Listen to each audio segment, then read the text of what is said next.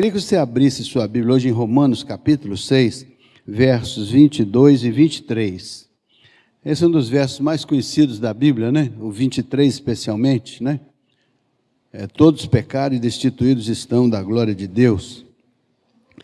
Romanos 6, capítulo 22, versos 22 e 23. Está lá na tela para nós, né?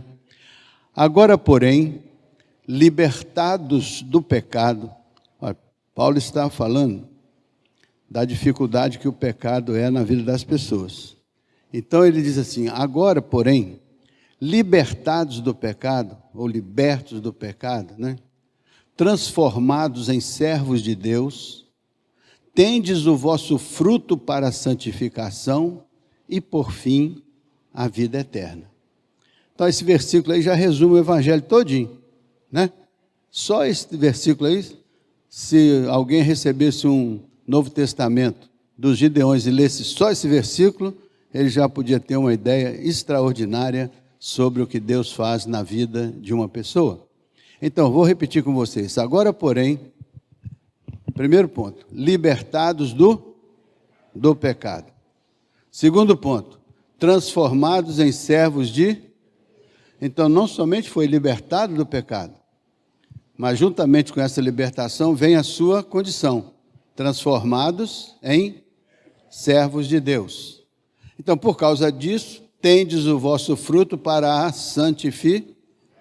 Então, o terceiro ponto, tendes o vosso fruto para a santificação. E a consequência final, e por fim, tendes a vida eterna. Então, parece tão simples, né? 4 pontinhos aí para a gente refletir, mas por trás desses 4 pontinhos tem todo um conjunto de princípios e valores, e também 4 modos de você entender a ação de Deus, e como esta ação de Deus sobre a sua vida vai produzir em você algo que a Bíblia chama de uma nova criatura.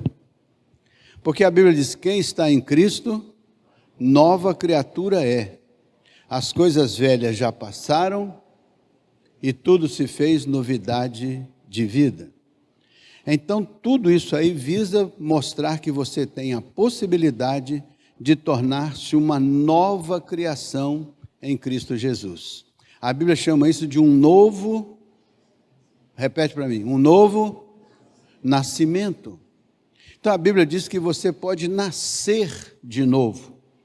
Não nascer da carne e do sangue, mas nascer do alto, do Espírito. Então Deus quer gerar dentro de você uma novidade de vida. Algo que você não tinha e passa a ter. Algo que você não era e passa a ser. Algo que você não experimentava e passa a uma vitória preciosa que você não tinha e passa a ter. Uma vida nova que vai dar a você a possibilidade de experimentar o melhor de Deus ainda aqui nesta terra. E depois prepara-se para experimentar o eterno e extraordinário de Deus por toda a eternidade. Então, isso que eu queria compartilhar com vocês nesta manhã. Veja só, então, eu queria que você pusesse lá também, primeira carta aos Tessalonicenses, capítulo 5, verso 23, só para a gente complementar o entendimento dessa leitura. 1 Tessalonicenses 5, 23. Está lá. O mesmo Deus da paz vos, o quê?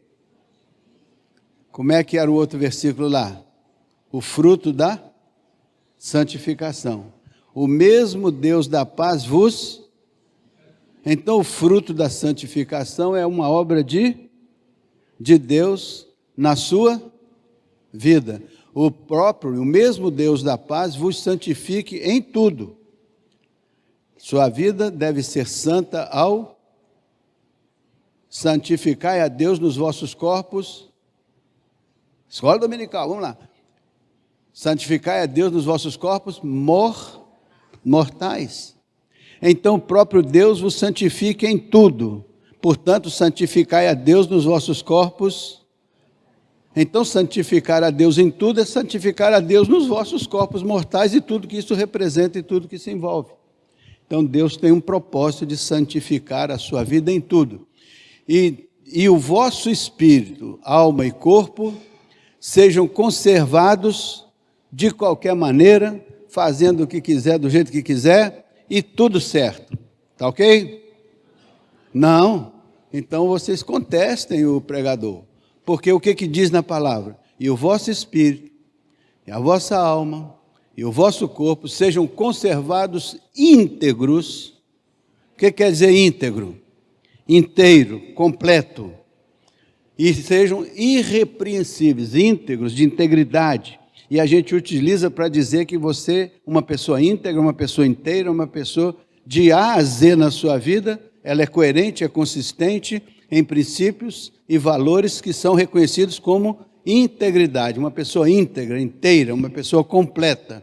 E irrepreensíveis, ou seja, não é digno de repreender.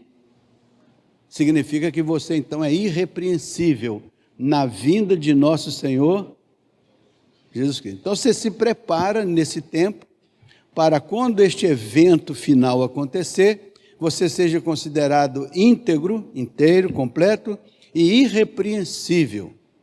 Por isso que Paulo diz lá na carta aos Timóteos, ele diz assim, apresentai-vos a Deus, ou seja, o obreiro que quer ser um obreiro bem posicionado, um crente bem posicionado, ele diz assim, procura apresentar-te a Deus como uma pessoa, como um crente especial, extraordinário, que não tem de que se envergonhar e que administra bem na sua vida a palavra da verdade. E através da sua vida, ele proclama a palavra da fé. Então, apresentar a Deus, aprovado por Deus, depois aprovado pelos homens, depois identificado com a palavra de Deus, cujos princípios e valores trazem o reino para dentro de cada um de nós. Nosso corpo é o templo e a habitação do Espírito, né? Agora veja 1 Coríntios 6,11. 1 Coríntios 6,11, só para complementar o texto para a gente meditar. Tais foste alguns de vós, ele está falando da maneira como as pessoas viviam no passado. Então, assim, tais foste como alguns de vós, mas vós vos levantastes, mas fostes santificados, mas fostes justificados em o nome do Senhor Jesus Cristo e no Espírito do nosso Deus. Vós, antes, uma qualidade de vida, segundo o mundo, mas agora, tais foste alguns de vós no passado, mas agora vos levantastes, fostes santificados. Então, esse é só para a gente entender o contexto da santificação na vida de cada um de nós e o que isso significa.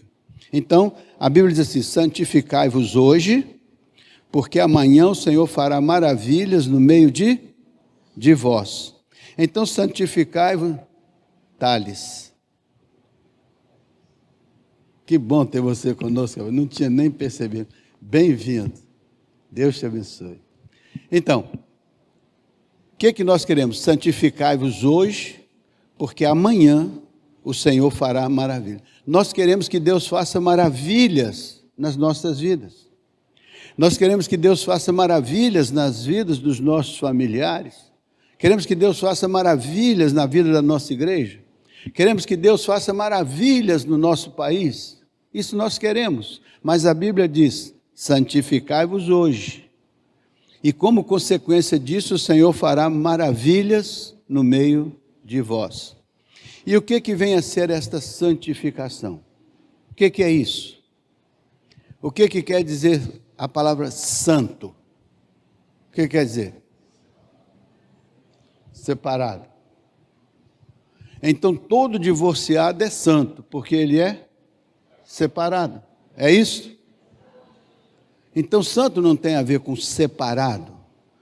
Tem a ver com separado para uso especial do Senhor. Por isso é que os vossos corpos sejam santificados ao Senhor. Por isso que a Bíblia diz, glorificai a Deus nos vossos corpos mortais. Então, ser santo é ser separado para uso especial do Senhor.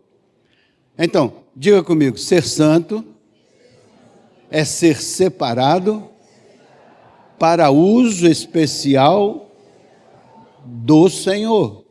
Então, objetivamente, é claro, ser santo é algo que tem a ver com a nossa relação com o Senhor.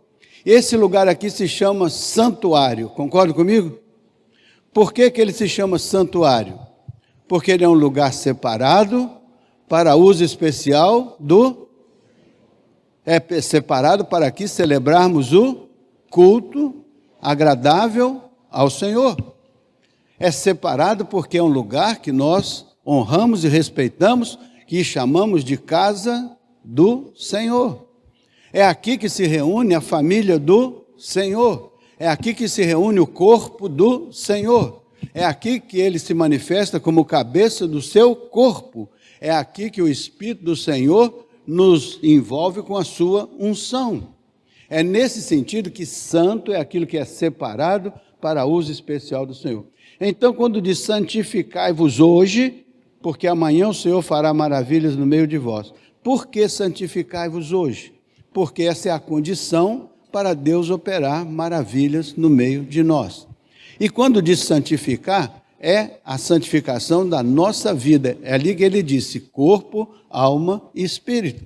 Ou seja, esse conjunto que forma o ser humano tem que estar santificado ao Senhor. O seu corpo, a sua alma, o seu espírito, tudo isso deve ser colocado no altar como uma santificação ao Senhor.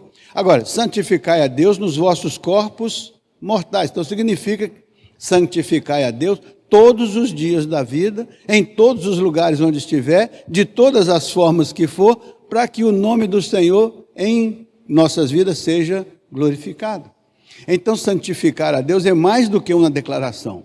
Santificar as nossas vidas é mais do que uma teoria. Santificar a nossa vida é mais do que uma doutrina. Santificar a nossa vida é uma experiência de vida. É algo especial que a gente pratica, que a gente vivencia.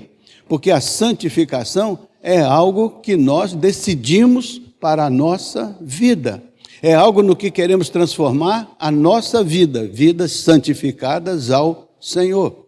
E isso é longe de ser uma coisa beata, é longe de ser uma declaração religiosa.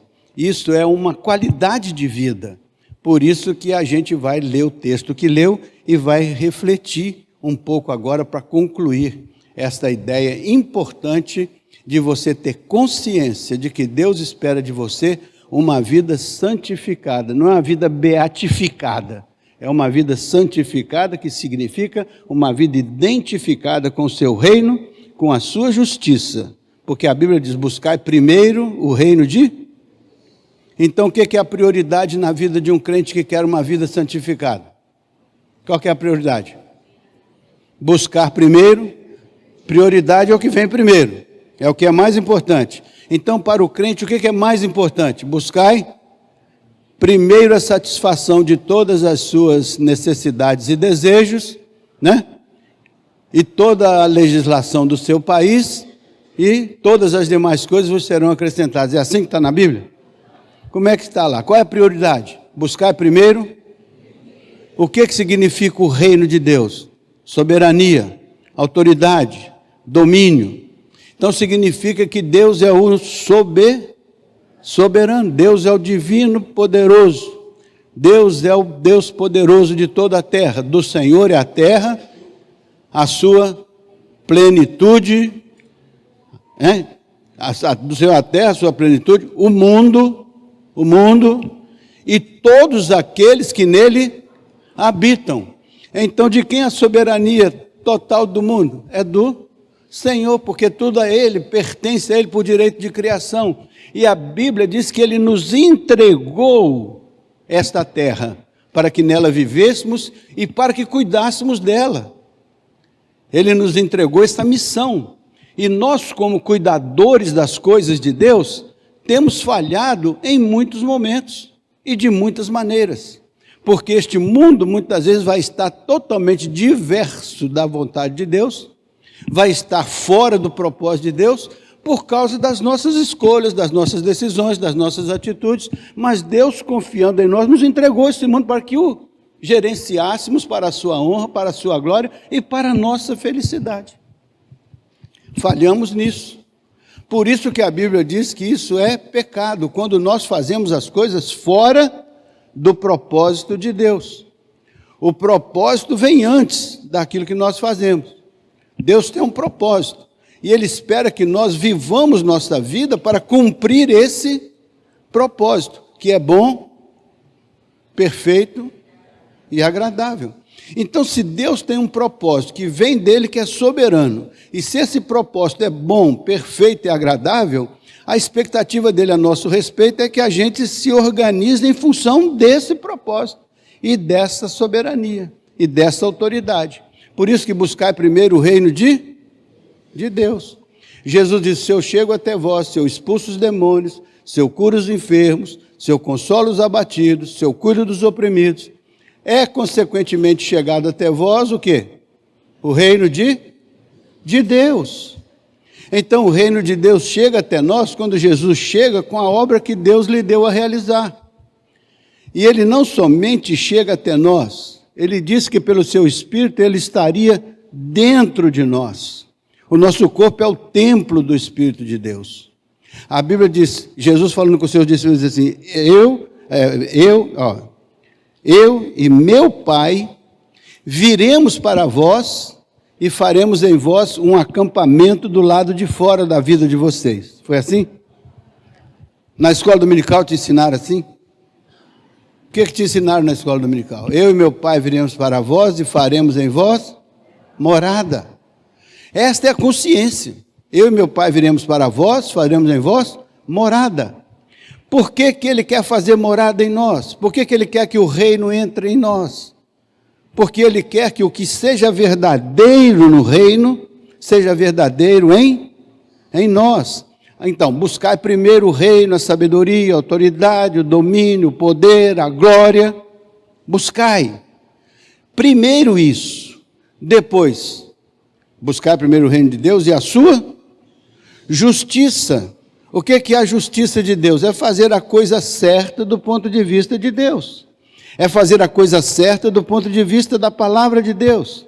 É fazer a coisa certa do ponto de vista da valorização das pessoas conforme Deus as valoriza. Da valorização do mundo conforme Deus valoriza. Porque a Bíblia diz que Deus amou o mundo. De que maneira? Total, intensa, para que todo aquele que nele crê não pereça, não se destrua, não se desfaça, não se desconstrua, mas tenha a vida clara, plena, que o Senhor tem para nós. Faz sentido isso aí? Aí depois disso ele diz assim: todas as demais coisas o serão. Então as demais coisas serão acrescentadas a partir da eleição dessa prioridade. No reino de Deus, fazer a coisa certa, e então as demais coisas serão acrescentadas pelo Senhor às nossas vidas. Muitas vezes queremos lutar pelo acrescentar as coisas, mas nos distanciamos da prioridade, e nos distanciamos de fazer a coisa certa, que é a justiça de Deus. Sabe qual é a origem do mal? É a prática da injustiça. Se a justiça é fazer a coisa certa, a injustiça é fazer a coisa errada. Então, nós, quando fazemos a coisa errada, estamos praticando a injustiça, a iniquidade, em relação à justiça, à equidade e à retidão. Então, é importante que a gente entenda que quando a gente deixa de praticar a justiça de Deus, a gente está dando lugar a prática da injustiça, porque não há neutralidade, você vai agir de qualquer maneira, ou vai agir pela justiça do Senhor, ou vai agir pela injustiça, que os homens constroem, pela inversão da verdade em mentira. É isso que faz a gente se distanciar da prioridade, que é o reino de Deus, e então a justiça dele. Quer ver isso claro num salmo? O salmista falou isso no salmo de número 37. Diz assim: não te indignes por causa dos malfeitores, nem tenhas inveja daqueles que praticam a maldade. Eles serão ceifados como a erva e murcharão como a verdura. Tu, porém, confia no Senhor e faze o bem. A justiça produz o bem produz o bom. A injustiça produz o mal com L, e o mal com L produz o mal com U, que é a ruindade. Então a injustiça tem um desdobramento, e a justiça tem um desdobramento. Então depois ele diz assim: entrega o teu caminho ao Senhor, confia nele, e o mais ele fará. Às vezes a gente para aí, mas o versículo seguinte é o mais importante. Ele fará sobressair a tua justiça como a luz, e fará sobressair o teu direito como o meio-dia. Então, tudo que ele vai fazer para te abençoar depende do que você é como pessoa. Se você vai ter uma justiça para apresentar perante ele, a fim de pleitear a sua causa. Muitas vezes nós pleiteamos a nossa causa, mas não temos a nossa vida ajustada ao princípio dele, aos propósitos dele. Então o Salmo 37 é importante para a gente entender que Deus vai agir. Entregamos o nosso caminho a ele. Ele vai agir, mas ele vai dizer: ele fará sobressair a tua justiça e fará sobressair o teu direito. Então você tem que ter a justiça e tem que ter o direito para que ele possa agir, porque Deus não compactua com a coisa errada. Então é importante a gente estar alinhado com o propósito dele, com o princípio fundamental dele, para que a gente possa aspirar a ação de Deus na nossa vida. Por isso que o texto aqui, os textos que eu li, dizem que ele vai santificar as nossas vidas, separar as nossas vidas para uso especial dele, a fim de que a nossa vida seja a manifestação dele. Por isso que diz que nós somos como astros luminosos no meio de uma geração corrompida.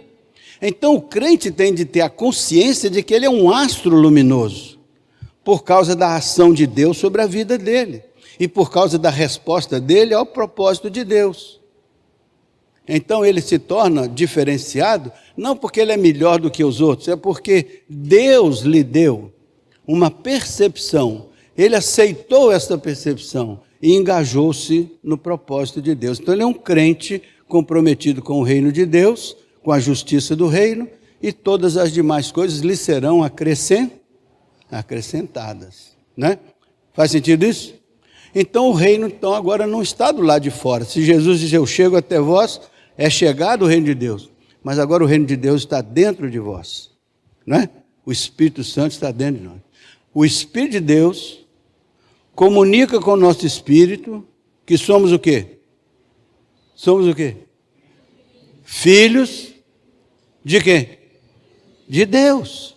Então o Espírito comunica com o nosso espírito, nós somos corpo, alma e espírito. O Espírito de Deus comunica com o nosso espírito que nós somos filhos de Deus. Então é Deus que declara a paternidade dele sobre nós. Não somos nós que declaramos a paternidade de Deus sobre nós. Nós podemos até fazer isso, mas isso pode não ter sentido nenhum. Porque Deus é que nos qualifica como filhos.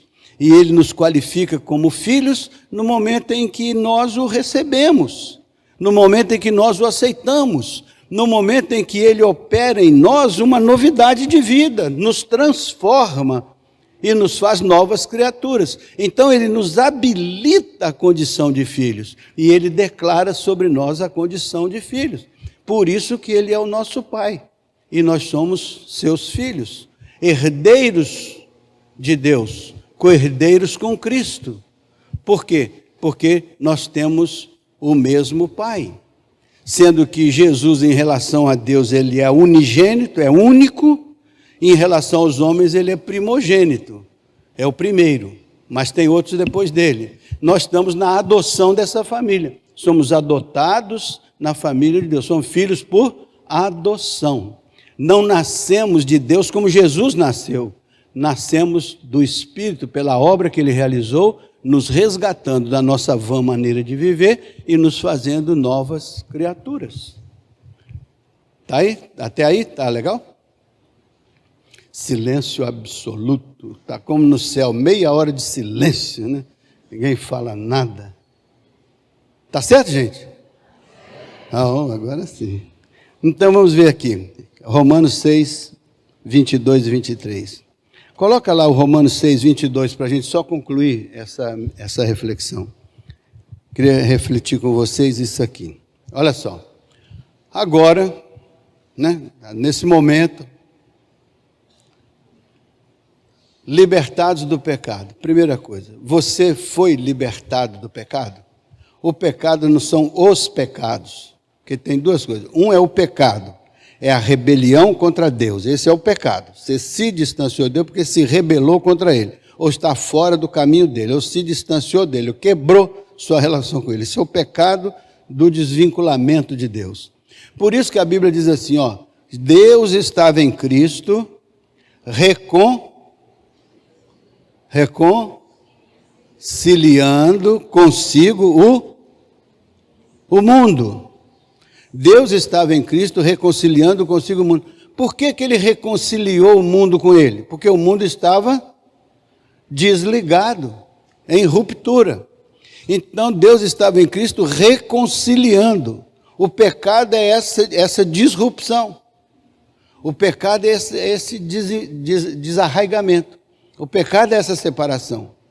Por isso que pecado é essa separação.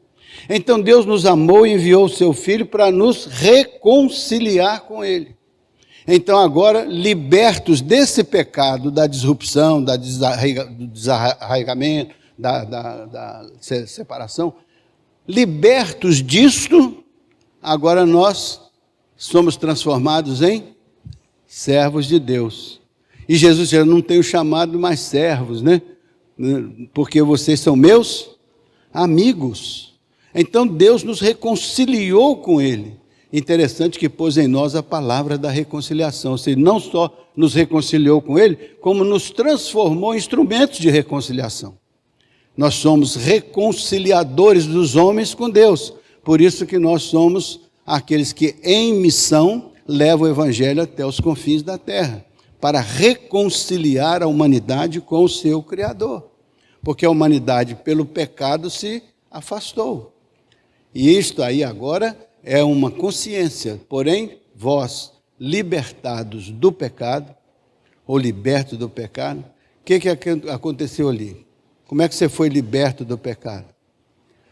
O Senhor o reconciliou. E como é que Ele reconciliou? Ele deu a vida do seu Filho em troca das vidas daqueles que o aceitassem como reconciliador. E tinha um preço a pagar, porque era uma vida. O salário do pecado é o que é? Então em Jesus tinha que haver algo semelhante. E Ele fez isso por nós. Então em Cristo nós somos resgatados. A justiça de Deus se realizou no ser humano, Jesus, para que o ser humano, Paulo, pudesse ser liberto do pecado, porque o pecado foi lançado sobre Jesus. Jesus levou sobre si as nossas dores, levou sobre si a nossa condenação. E agora, nenhuma condenação há para os que estão em Cristo Jesus. Por quê? Porque Ele já levou sobre si a nossa condenação. Então, libertos da condenação, somos agora transformados em filhos de Deus, servos do Deus Altíssimo. Então, só somos transformados em crentes porque, libertos do pecado pela obra de Jesus, nos agora qualificamos de acordo com o propósito de Deus. Por isso que a Bíblia diz: quem está em Cristo é nova criatura, não é? Então, justificados pelo Senhor, temos paz com... O pecado não é a ruptura da paz com Deus? Não é a rebeldia? Agora, justificados pelo Senhor, temos paz com Deus. É por isso que Deus nos dá esta bênção, transformando-nos em servos de Deus. E por causa disso é que tendes o vosso fruto para a santificação. Então, o fruto, Deus frutificou isso na sua vida para que você fosse santo e tivesse a possibilidade da santificação. Porque você não pode ser santo ao Senhor se você não é crente, se você não nasceu do Senhor. Então não tem santificação, pode ter um comportamento religioso, que a gente pode até chamar de santificação, mas não tem nada a ver com o espírito transformado, porque aí é um comportamento religioso. Você vai ver muita gente religiosamente, comportamentalmente correta no seu modo de viver. Mas isso não quer dizer que essa pessoa foi transformada pelo Espírito do Senhor. Ela adquiriu um comportamento compatível com os princípios da palavra de Deus. Mas mais importante do que ter um comportamento compatível com a palavra de Deus, é ter o Deus poderoso habitando dentro de você, que vai ser o fruto da sua santificação, vai frutificar essa santificação. Então não vai ser alguma coisa que você vai fazer pela força da carne, você vai fazer como fruto do Espírito. Essa é importante. Por que é importante isso? Porque a gente vai perceber que a vida espiritual, ela não começa com o comportamento, ela começa com a transformação da vida, com a presença de Deus, com o novo nascimento. Uma vez acontecido isso, isso vai ser o fruto da vossa santificação, vai frutificar. Começa a santificação no ato da sua conversão, e isso vai frutificar até a glorificação dos nossos corpos mortais. Faz sentido? Vai mesmo? Acredite, creia. É isso. Se você adota isso, você adota o princípio bíblico de você ser um crente, receber o Senhor, e isso habilitar você a buscar a santificação, sem a qual ninguém verá o Senhor. Aí a santificação não é buscar um comportamento, é buscar uma vida que glorifique a Deus, seja num comportamento, seja na fala, seja no pensamento, seja no sentimento, seja em qualquer dimensão de todo o vosso corpo, de toda a vossa alma e de todo o vosso espírito. Porque no comportamento eu posso fazer isso na frente de uma pessoa e posso não fazer nada disso quando a pessoa não estiver presente. Mas com Deus não tem isso. Por quê? Porque Ele não está presente, Ele é presente. A essência dele está em nós, porque Ele soprou em nós esse fôlego de vida e nos resgatou do pecado e nos fez nova criatura. Nascemos do Espírito. Somos crentes em Cristo Jesus.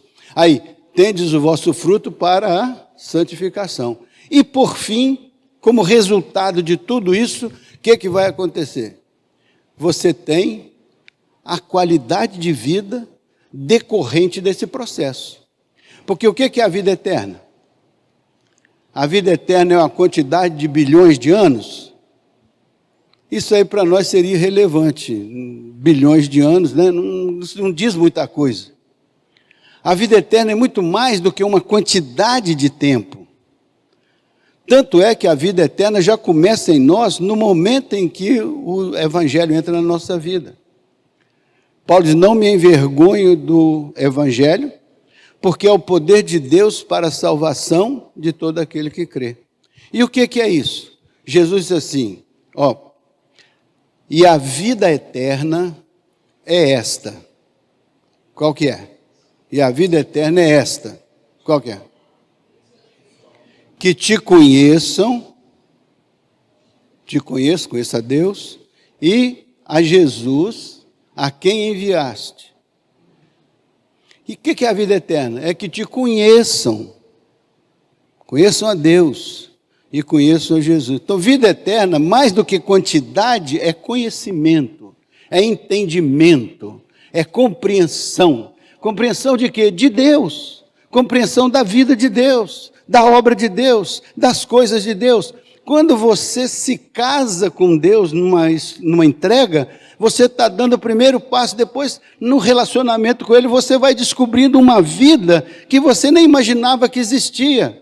porque ela é a vida de Deus, e Ele vai derramando essa vida no seu coração pelo Espírito Santo que lhe foi outorgado, e Ele vai revelando a essência dEle na sua vida, porque quando Ele diz que te criou a imagem e semelhança dEle, e diz que Ele é amor, a essência dEle é o amor, então isso está na sua essência, mas está obliterado pelo pecado. Removido o pecado e trazida a presença clara de Deus para dentro da sua vida, você começa a perceber a essência de Deus, o amor. Por isso que a sua vida vai deixar de viver a obra da carne e vai viver o fruto do Espírito, que aí começa pelo amor, alegria, domínio próprio, temperança, e assim sucessivamente. Então, esta começa a ser a vida eterna, e aí não tem mais problema de tempo, ela começa a existir agora dentro de você, e vai se ampliando, se ampliando, se ampliando, até ser dia perfeito na eternidade. Até lá você já começa a ver nascer dentro de você um rio de águas vivas.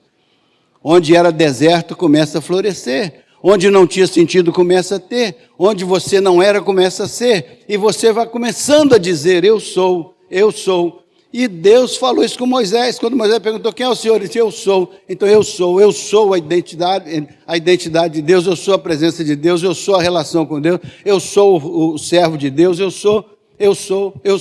Daqui a pouco você não é mais um qualificativo, eu sou o que sou. Uma pessoa em quem Deus habita. Isso é tudo. E ele não precisa mais do que isso. Eu sou uma pessoa que Deus abençoa, administra, lidera, conduz, protege, cuida. Eu sou. Você percebe isso?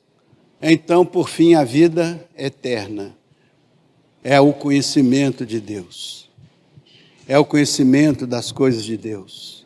É a vivência com Deus. É o reino em primeiro lugar. É a justiça de Deus reinando, é as coisas sendo acrescentadas na perspectiva da liderança, da autoridade, do domínio de Deus, do seu reino. É Deus na sua essência habitando em nós, e o Espírito de Deus comunicando com o nosso espírito que somos filhos de Deus. E aí somos herdeiros de Deus, co-herdeiros com Cristo. E aí estamos à direita do Pai lá com Jesus, porque em Cristo estamos à direita do Pai. Ele nos representa. Ele nos dá o seu nome através do qual podemos fazer nossas orações, cuja eficácia será notada porque em nome dele, nós com ele estamos diante do Pai. Ele colocou dentro de nós o seu Espírito que intercede por nós até com gemidos inexprimíveis. Então temos uma representação divina dentro de nós. Temos uma representação divina ao lado do trono do Pai. Então nós temos uma comunhão com o Pai. O Pai tem comunhão conosco. E nós somos novas criaturas, nascidas de Deus, para refletir neste mundo a glória de Deus. Jesus diz assim, eu glorifiquei-te na terra, tendo consumado a obra que me deste a fazer. A obra que Deus nos deu a fazer é, antes de qualquer outra coisa, sermos homens e mulheres segundo o seu coração. Tudo parte daí. E com esta consciência, nós seremos crentes bons, crentes valorosos, crentes especiais nas mãos do Senhor, para fazer a obra do Senhor acontecer em nós e através de nós. Se o reino estava entre nós, se o reino entrou dentro de nós, agora ele se manifesta através de nós. É o reino de Deus que passa pela nossa experiência e se manifesta no mundo ao nosso redor. Faz sentido isso? Milhares de pessoas estão ouvindo isso aqui. Mas muitas pessoas perguntam todo dia, onde é essa igreja? De onde é essa igreja? De onde é essa igreja? Esta igreja é a Igreja Batista Alvorada, em Fortaleza, no estado do Ceará. Fica na Avenida Padre Antônio Tomás, em frente ao Hospital Batista de Fortaleza. Se você mora em Fortaleza, não tem alguma igreja, está desorientado na sua relação com qualquer comunidade evangélica, venha nos visitar.